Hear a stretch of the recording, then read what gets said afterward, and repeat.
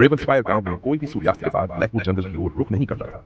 वहां जाने वाले लोगों के लौट कर न आने की कहानियां जंगल को एक निश्चित जगह बना चुकी थी, जैसे मानो गांव के नक्शे पर एक डरावना धब्बा हो। लेकिन जिज्ञासा अक्सर डर से पड़ी पड़ी है। एक बरसात भरी शाम 7 वर्षीय मीरा खुद को जंगल के किनारे खड़ा पा पाई है।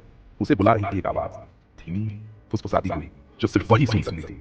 यह आवाज पिछली रात उसके सपनों में शुरू हुई थी और पूरे दिन धीरे धीरे तेज होती गई थी।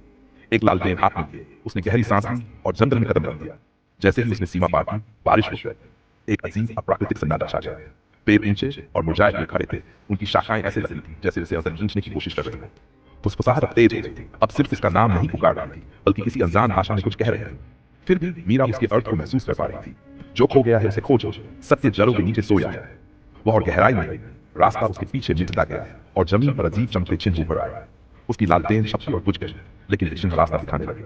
वह उन्हें तब तक फॉलो करती रही जब तक वह एक खुले मैदान में नहीं पहुंच गए, जहां एक विशाल वृक्ष खड़ा था, कोयले की तरह काला, और उसके सर पर प्राचीन लिपि में कुछ उकेरा हुआ था।